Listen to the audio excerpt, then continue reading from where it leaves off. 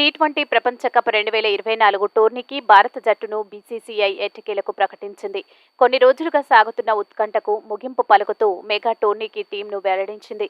15 మంది ఆటగాళ్లతో కూడిన ప్రధాన జట్టుతో పాటు నలుగురిని రిజర్వ్ ప్లేయర్గా తీసుకుంది. అయితే జూన్లో జరిగే టీ20 ప్రపంచ కప్కు భారత ప్రధాన జట్టులో రింకు సింగ్కు చోటు దక్కలేదు. రిజర్వ్ లిస్టులో ఉన్నాడు. ఈ నిర్ణయంపై చాలా మంది ఆశ్చర్యం వ్యక్తం చేస్తున్నారు.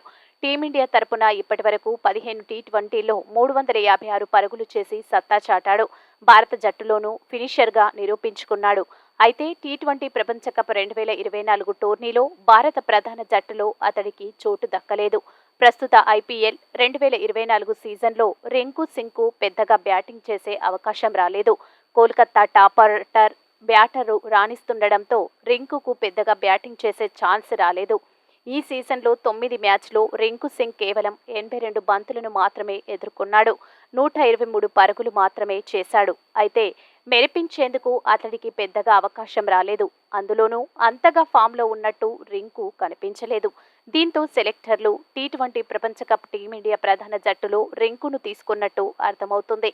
అందులోనూ శివం దూబే, హార్దిక్ పాండ్యా ఫినిషర్ల పాత్ర పోషించేందుకు ఉండటం కారణంగానూ రింకుకు ప్లేస్ దక్కలేదు. అయితే టీ20 ప్రపంచ కప్ 2024 రిజర్వ్ ఆటగాడిగా రింకు సింగ్ ఉన్నాడు. ఒకవేళ ప్రధాన జట్టులో ఎవరైనా గాయపడితే రింకుని తీసుకునే అవకాశం ఉంటుంది.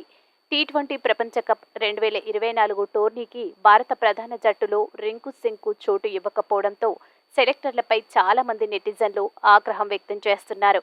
క్వాలిటీ ఫినిషర్ను తీసుకోకపోవడం పెద్ద పొరపాటే అంటూ చాలా మంది ట్వీట్లు చేస్తున్నారు. ప్రస్తుత ఐపీఎల్ను పరిగణలోకి తీసుకుంటే హార్దిక్ పాండ్యా, సిరాజ్, సూర్యకుమార్ యాదవ్ కూడా ఫామ్లో లేరు కదా. వారిని తీసుకుని రింకును ఎందుకు ఎంపిక చేయలేదని మరికొందరు ప్రశ్నిస్తున్నారు. రింకు సింగ్ను ప్రపంచ కప్ కోసం తీసుకోవాల్సిందని చాలా మంది అభిప్రాయపడుతున్నారు. ఐపీఎల్లో బ్యాటింగ్ చేసే అవకాశం రాకపోతే తప్పు అతడిదా అని సెలెక్టర్లు ప్రశ్నిస్తున్నారు.